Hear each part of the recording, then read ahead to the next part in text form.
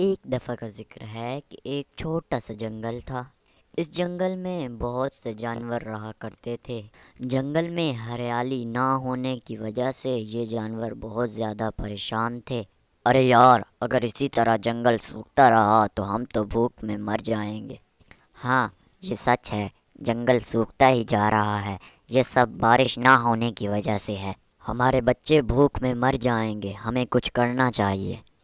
جنگل کے سارے جانور بارش نہ ہونے کی وجہ سے بہت زیادہ پریشان تھے۔ ان جانوروں میں سے ایک جانور بولا، گھاس پھوس کو چھوڑو، یہاں جنگل میں تو پانی بھی نہیں مل رہا۔ ارے یار تم چپ کرو، یہ ساری فساد کی جڑ ایک ہی ہے، وہ ہاتھی جو ہر وقت کھانے میں لگا رہتا ہے۔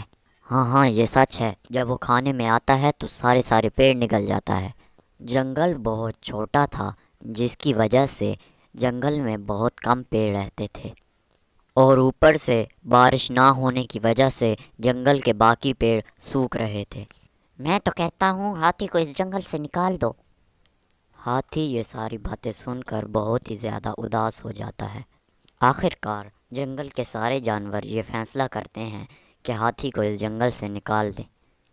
وہ ہاتھی میاں کے پاس آتے ہیں اور ہاتھی کو کہتے ہیں، ارے ہاتھی، ناراض مت ہونا، لیکن تمہارا اس طرح ہر وقت کھانا کھانا ہمیں بہت زیادہ پریشان کر رہا ہے، کیونکہ جنگل میں بہت کم درخت رہ چکے ہیں۔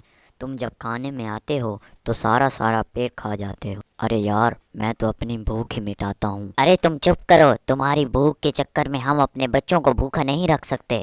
ہاتھی جنگل چھوڑنے پر آمادہ ہو جاتا ہے، لیکن دوسرے جانوروں کو یہ پتہ نہیں تھا کہ ہاتھی کی وجہ سے دوسرے جنگل کے جانور یہاں نہیں آتے تھے۔ دوسرے جنگل میں بہت زیادہ شیر رہا کرتے تھے، جو ہاتھی کی طاقت کی وجہ سے اس جنگل میں قدم نہیں رکھتے تھے۔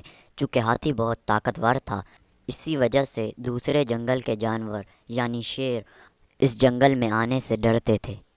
ہاتھی اس جنگل کے سارے جانوروں کی حفاظت کرتا تھا۔ جیسے ہی ہاتھی نے یہ جنگل چھوڑا تو دوسرے جنگل کے جانوروں کو یہ خبر پڑ گئی کہ ہاتھی جنگل سے جا چکا ہے۔ پھر کیا ہونا تھا، شیر جنگل کی طرف روانہ ہو گیا۔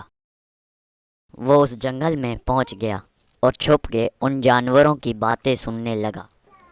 ارے یار، تم نے ہاتھی کو اس جنگل سے تو نکال دیا، اب ہماری حفاظت کون کرے گا؟ ہم اپنی حفاظت خود کر سکتے ہیں، ہم کسی سے نہیں ڈرتے۔ ہاں، ان جانوروں کو یہ معلوم نہیں کہ ان چھوٹے موٹے جانوروں کو میں بنا ڈکار مارے ہی نکل جاؤں گا۔ جنگل کے سارے جانور اپنے اپنے گھروں کو روانہ ہو جاتے ہیں۔ شیر ایک ایک کر کے ساروں پر حملہ کرتا ہے۔ چونکہ جانور بہت کم تھے، جس کی وجہ سے وہ شیر کا سامنا نہیں کر پائے۔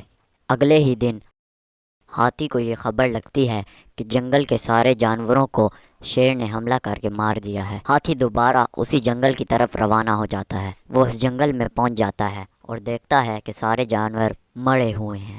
اے بے وقوفوں، میں تم لوگوں کی حفاظت کرتا تھا، تمہیں یہ معلوم بھی تھا، لیکن تم لوگوں نے میری ایک بات نہ سنی۔ اب اس بات کا صلہ بھگتو۔ آخر میں ہاتھی اس جنگل میں رہنے لگ جاتا ہے۔ کچھ دن بعد بارش بھی ہو جاتی ہے اور جنگل میں پھر سبزہ لوٹ آتا ہے۔